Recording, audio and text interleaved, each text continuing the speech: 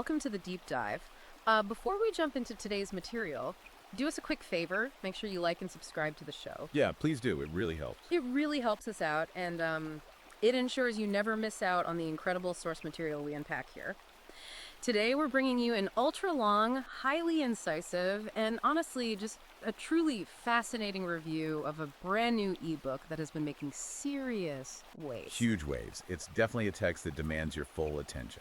Absolutely. And listen, if you want to grab a copy for yourself as we go through this, which I highly recommend, you can buy the book right now on Amazon Kindle and Google Play Books. Also, make sure to follow the author at Lot Conrad Streicher on Substack. It's a dense read, regardless of where you stand on the ideological spectrum it presents. Right, and we are tailoring this deep dive specifically to you. If you are listening to this, chances are you've looked around at the modern dating landscape, the cultural messaging, the legal systems, and realized the game feels rigged against men. Which is a very common sentiment right now. We know a lot of men's rights activists and guys from the manosphere are tuning in today. We are exploring a highly detailed, controversial survival manual that claims to be your map out of that exact minefield. It's called Shit Test Shower. Why Is She Frigid, Hateful, and Hysterical by Conrad Streicher. But, and this is important, before we get into the weeds, we need to state a mandatory and very clear disclaimer. Yes, absolutely necessary. This ebook contains highly politically charged content. It dives deep into intense critiques of modern gender dynamics, feminism, and Marxism. Yeah. We want to make it explicitly clear to you, the listener, that we are not taking sides today. Not at all. We are not endorsing, validating, or condemning the viewpoints, politics, or conclusions of this content. Our sole mission is to act as impartial guides, accurately conveying and analyzing the ideas and arguments exactly as they are laid out in the original source material. Exactly. Our job is just to hold up the mirror to the book.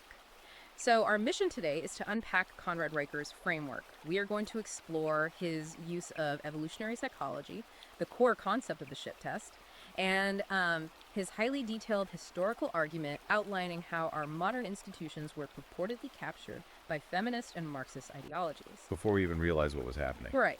Okay, let's unpack this. We have to start with the foundational premise of the entire book, which the author calls the primate imperative. Yeah, the primate imperative is the lens through which the author views all male-female interaction. Yeah.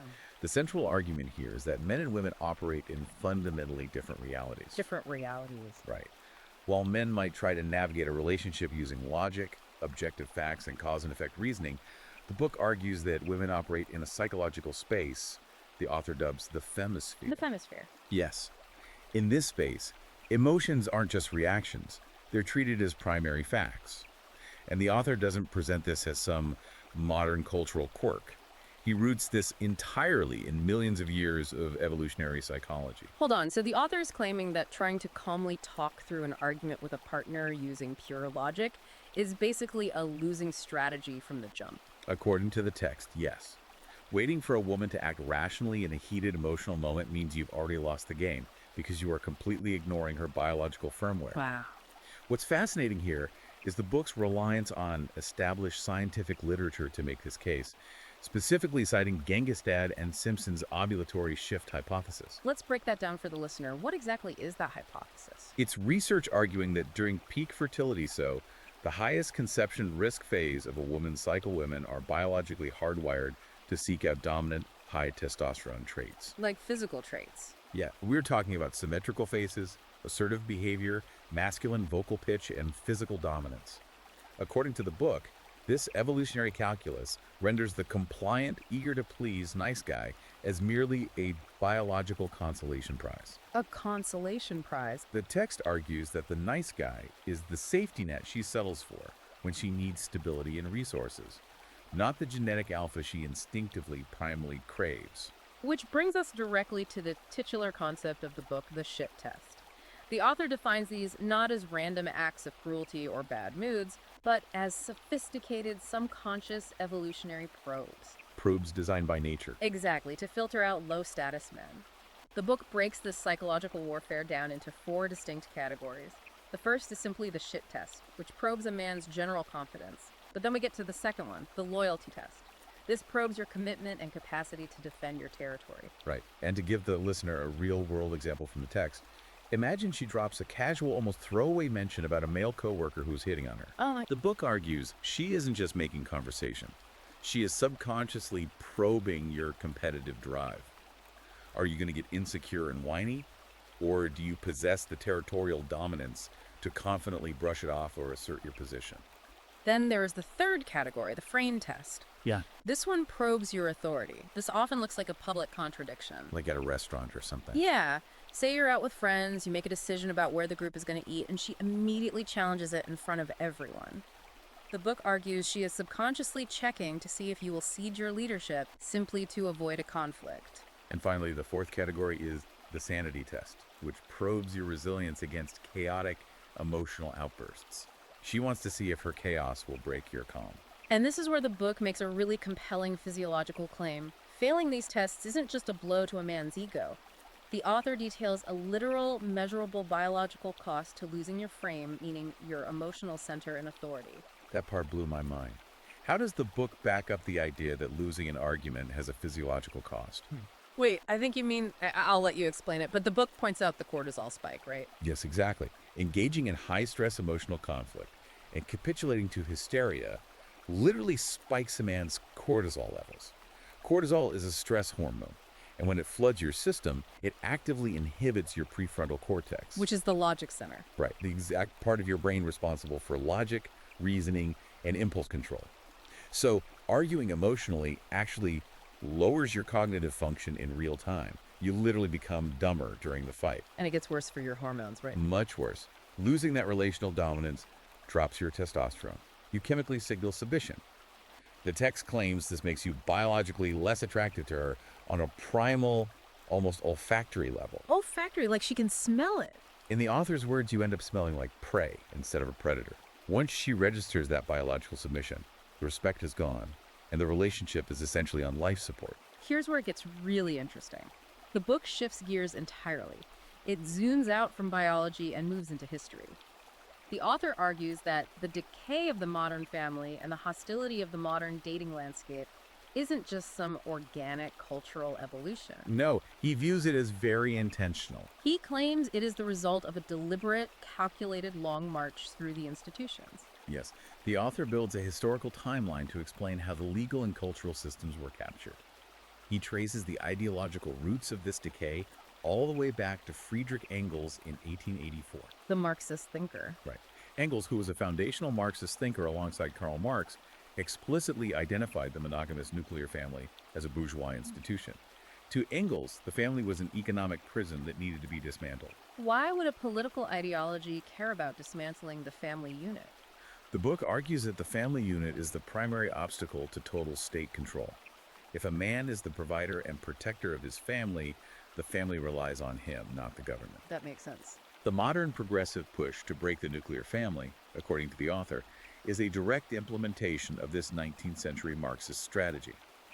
The ultimate goal is to remove the biological father from the equation entirely, so the state can step in as the ultimate provider, authority figure, and moral compass for the next generation. And the author doesn't just stop at 19th century philosophy. He points to specific historical milestones in the United States to track this shift.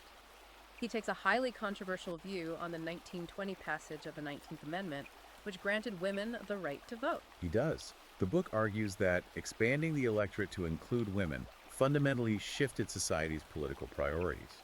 It moved the national focus away from liberty, risk-taking, and minimal government, which the author categorizes as evolutionary male priorities, and shifted it towards security, safety, and provision. And that created the welfare state. The text claims this shift is exactly what exploded the modern welfare state. In this view, the government effectively became a surrogate husband, heavily taxing productive men to provision the new security-focused electorate. The timeline then jumps to 1969, which the author views as the fatal blow to the family unit. This was the introduction of no-fault divorce in California, signed into law by then-Governor Ronald Reagan. The book argues this legislation completely destroyed the marital contract. The author uses a very intense term here, the marriage plantation. That's a heavy term. The argument is that no-fault divorce transformed marriage from a binding partnership into a system of legal extraction. In this new paradigm, the text claims men are reduced to taxable beasts of burden. They generate resources while the state acts as the overseer. Wow. The state enforces the extraction of those resources through alimony and asset division.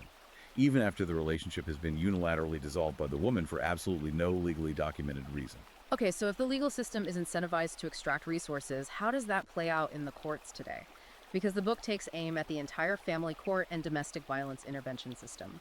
If we connect this to the bigger picture, the author focuses heavily on the 1981 Duluth model of domestic violence.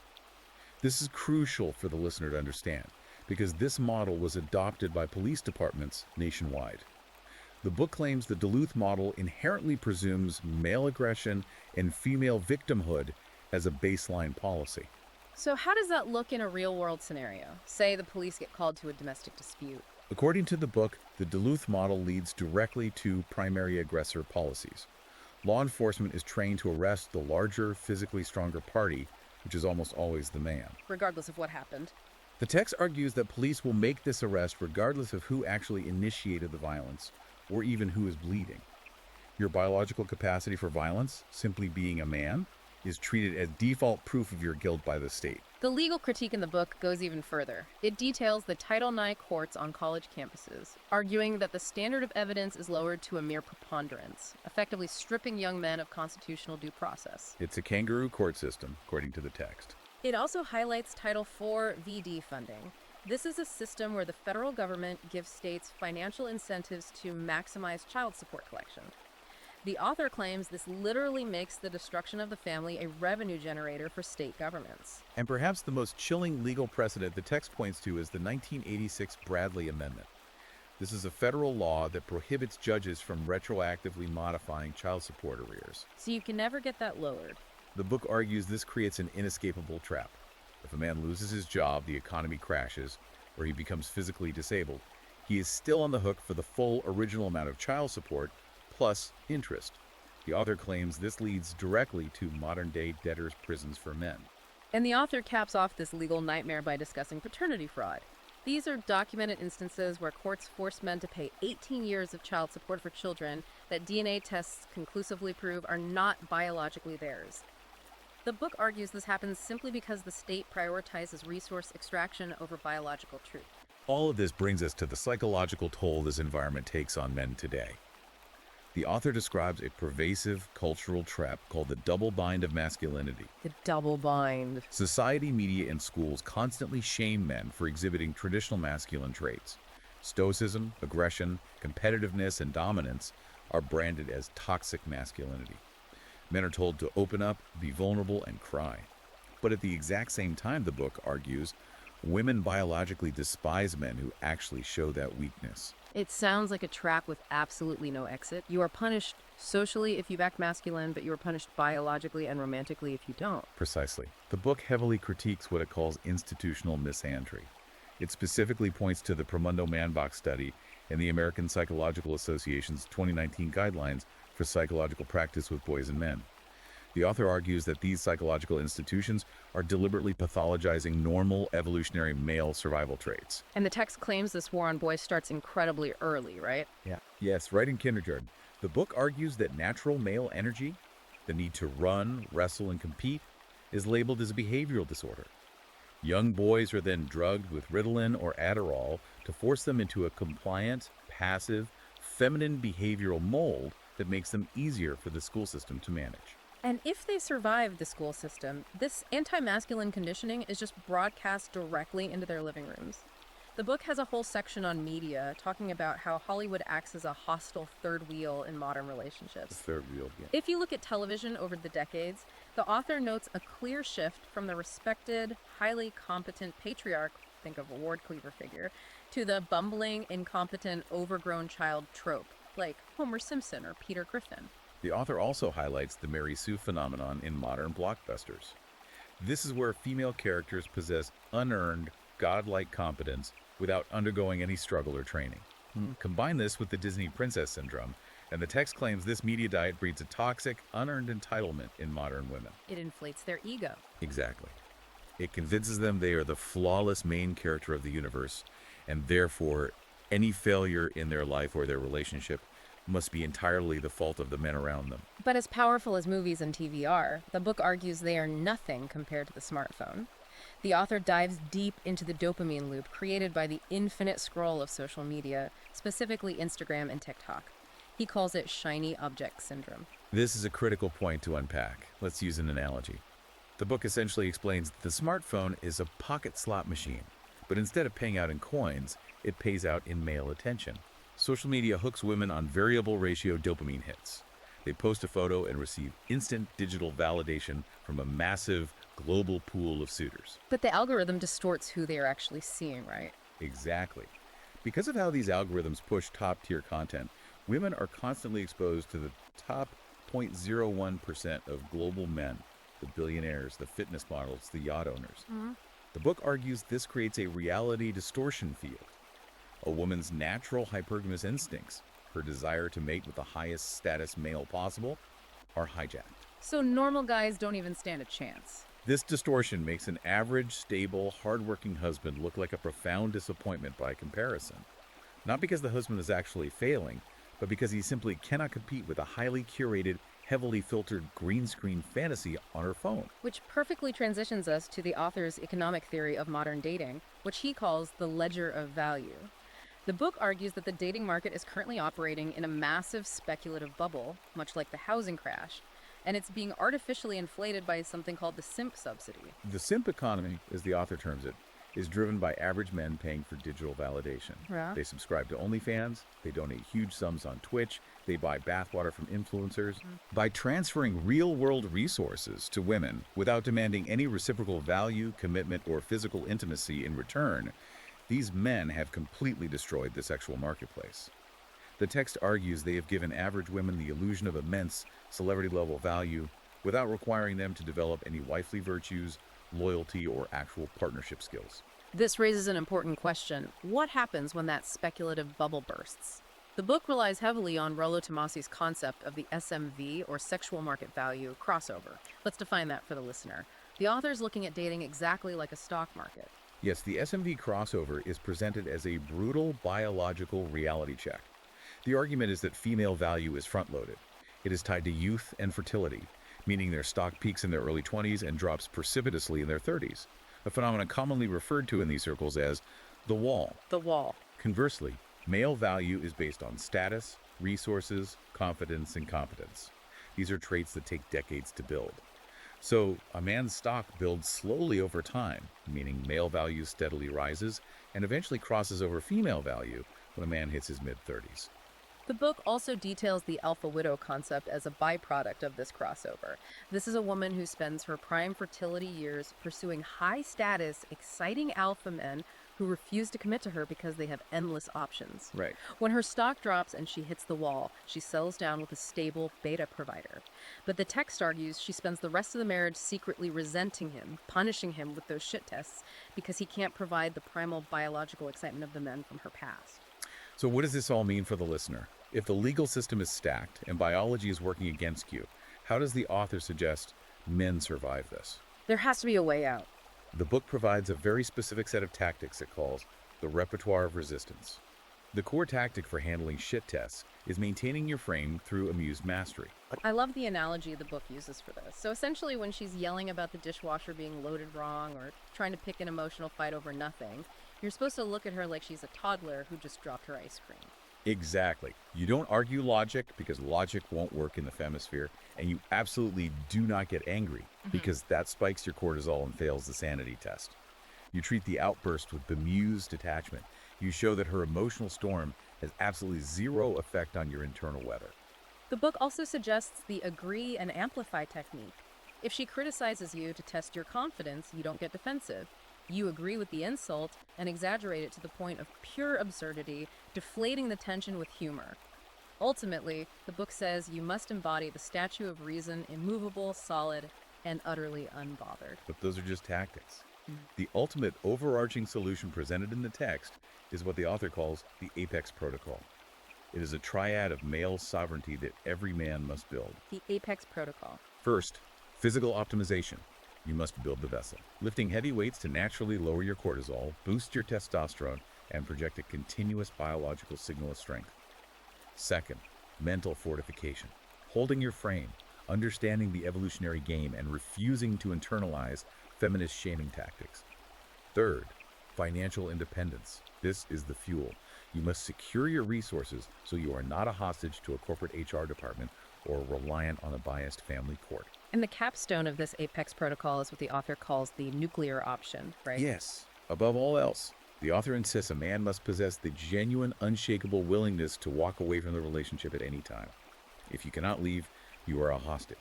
And the brutal evolutionary truth, according to the text, is that a woman simply cannot respect or desire a hostage. It is a raw, uncompromising look at the mechanics of human mating and institutional power. But it leaves us with a fascinating, forward-looking question that builds on everything we've just discussed. It really does. If we accept the author's premise that these evolutionary mating dances, female hypergamy, and shit tests are rigid, inescapable biological firmware, how will the rapid rise of synthetic companions and advanced AI fundamentally disrupt this ancient biological ledger? Right, because the technology is moving so fast. We are entering an era where AI can offer men infinite, frictionless validation, intimacy, and companionship. And it offers this without any of the evolutionary shit tests, the financial drain, or the catastrophic legal liabilities of modern marriage that the book outlines. It's a complete paradigm shift. If men can begin fulfilling their psychological and emotional needs through a highly advanced digital interface, will the marriage plantation simply collapse from a total lack of male participation? It is a profound technological disruption to a million-year-old biological game, and it's something every listener should be thinking about. That is an incredibly wild thought to leave you with. Imagine AI just breaking the dating market entirely. Before we sign off, we want to remind you one last time. The ideas, theories, legal interpretations, and political viewpoints we explore today belong entirely to the source material. Completely. We acted strictly as your impartial guides to unpack the uncensored and highly provocative concepts found within Conrad Reicher's text, without endorsing or condemning them. If you found this deep dive fascinating and you want to read the source material for yourself to see exactly what the author has to say about the modern sexual marketplace, you need to check out Amazon Kindle and Google Play Books right now to buy the ebook. It is called Shit Test Shower. Why is she frigid, hateful, and hysterical? And please don't forget to follow the author at Conrad Reicher over on Substack for more of his writing. Highly recommend checking that out. Finally, do us a huge favor. Make sure you like this video and subscribe to the show, and share this deep dive with someone who needs to hear it. We'll catch you on the next one.